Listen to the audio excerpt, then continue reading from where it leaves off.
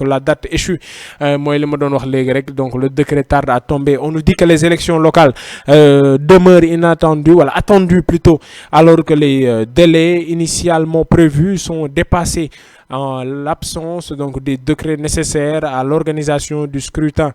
Les interrogations se multiplient sur le calendrier électoral, donc les raisons de ce retard et ses conséquences sur ces fonctionnements des collectivités territoriales, Vito.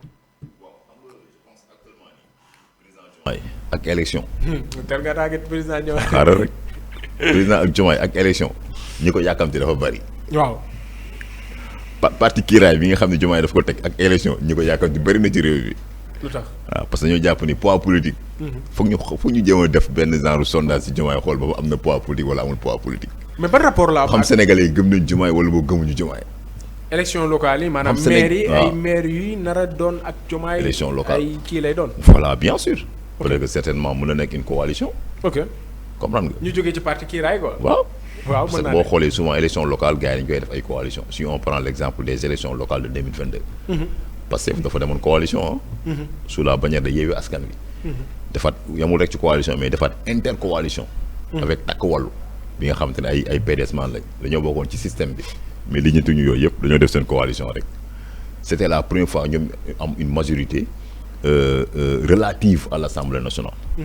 ba Sénégal doon Sénégal ba léegi président yi fi mosoon jaar yëpp bu ñu demee élection législative comprendre nga dañuy am une majorité absolue mais c'était la première fois qu'en 2022 ñu am Assemblée nationale relative te boobu c'était une coalition. voilà boo gisee moo ne président yàkkamti ak élection dafa bari. maanaam bëgg nañ def benn plébiscite quoi électoral benn sondage électoral parce que dañuy xoolee Diomaye mooy kii amul base. natt dooleem quoi. natt dooleem ñu xoolee Diomaye mooy kii amul base. parti kiiraay bu mu créé nii c'était des partis c'est des gens yoo xamante ne peut-être que ci parti beneen parti ñu nekkoon ñëw rejoindre am ñoom ci système bi lañ nekkoon ñëw rejoindre parce que dégg nañ fi des gens yu taxaw que ni ne ñi nekk coalition Diomaye sax mun ñu feesal sax cabine téléphonique. gis nga di def une provocation politique pour wane ne yéen amu leen poids politique amu leen baromètre moo tax gars yi ñoo yàkkamti élection actuellement nii pour jéem a peser Diomaye la lay peser. mais alors fan lay. mais nag dañu def attention quoi. voilà xam nga y a ce qu'on appelle le calendrier électoral. boo xamante ni c'est parfois des perturbations boo xoolee élection locale yi ñu def en 2022 date issue bi ñu ko def nekkul woon date normale bi en 2020 la waroon am xaw ma 2019. comprendre nga gars yi pousse ko ba 2022 parce qu'il y avait de la perturbation sur le calendrier électoral. day am dans tous les pays si on prend l'exemple de la Côte d'Ivoire Laurent Gbagbo ba ñu ko falee en 2010. élection dafa waroon am en 2015. élection amul gars yi repoussé ko ba 2010 moo tax moom 10 ans la def au pouvoir. 10 ans la def pouvoir te yoo xam ne amul élection parce que dañ ko reporté parce que calendrier électoral bi moo amoon des perturbations parce que dafa amoon ay guerre civile yu fa amoon. xam nga force nouvelle nekkoon fa Guillaume Soro nekkoon fa moo amoon benn dossier politico-militaire bu fa amoon coow li am guerre civile am affaire bëri coow gars yi ne ko noonu élection xaju fii mu pousse affaire yi ba 2010 moo tax ba mu demee élection coow li dafa bëri ndax daa bëggoon gagné gars yi ne ko nag doo fi gagné.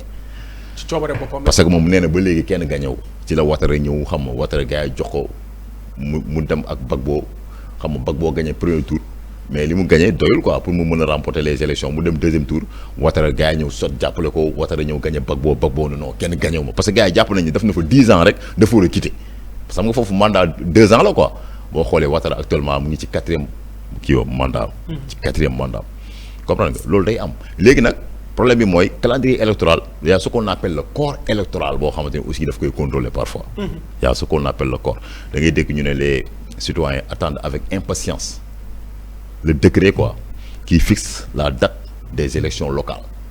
J'ai entendu que Diomaye mu ne dafa bëgg a cumuler les 2 élections muy élection législative ak élection municipale bu dissoudre ce qu'on appelle l'Assemblée nationale parce que bientôt daf koy dissoudre. est-ce une bonne solution. comprendre nga. waaw c'est une bonne solution ou pas parce que instant bi mën na nekk des raisons politiques ah. parce que déjà le fait que ñu def ñu élection locale yi nii nga xamante ne moom la ñu wax est-ce que jàppoon ne peut-être en même temps dina am conséquence ci gouvernance locale yi. waaw xam nga état dafa am centralisé am décentralisé tey boo xoolee on a 557 communes yoo xam ne dafa nekk ci réew mi. tey bu fekkee parti présidentiel aussi dafa occuper commune yëpp dina tax projet yi nga xam ne dafa koy teg mën na ko ñëw dérouler sans condition sans problème. mais bu fekkee des partis yoo xamante ni opposition lañ nekk bu ñu ko gagné mën nañu indil benn blocage politique parce qu'il y a des programmes d'urgence pour le développement communautaire. Il y a ce qu'on appelle la PACASEN, programme d'appui aux communes et aux agglomérations du Sénégal. Pour nous dire maire, il est le premier magistrat de la commune. Moom mooy définir la politique de la commune ou bien de la ville. kooku aussi bu ànd ak yow politiquement aussi war na la mën a jàppale parce que président boo gis dafa am ay ambition.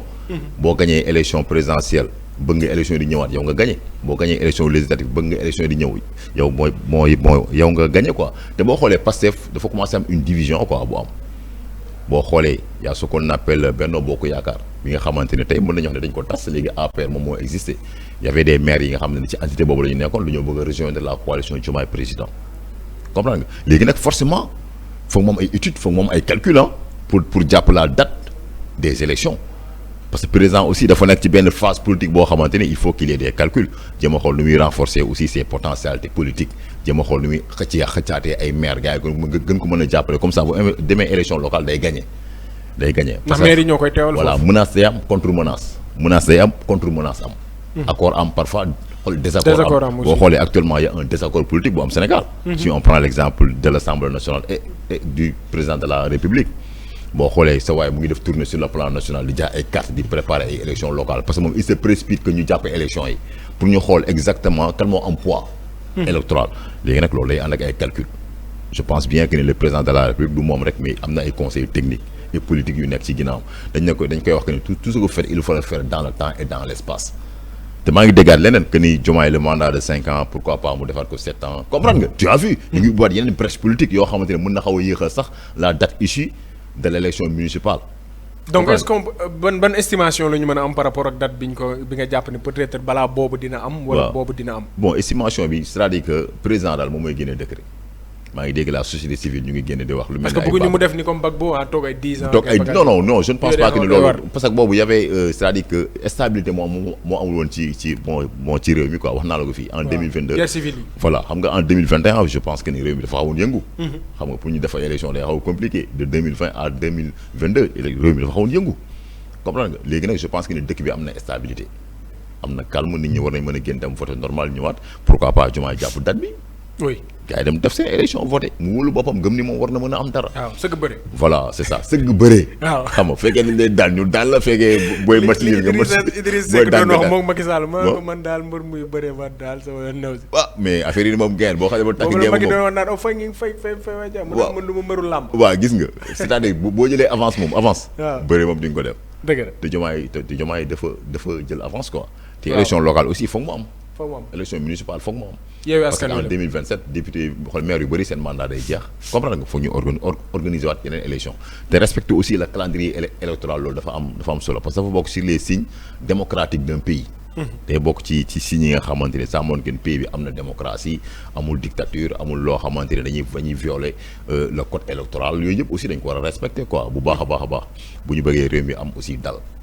réew mi am daal quoi loolu day am solo njëkk a def. jërëjëf c'est important am na solo on rappelle déjà qu'on est en direct suñu ay page donc Sen Jeune TV.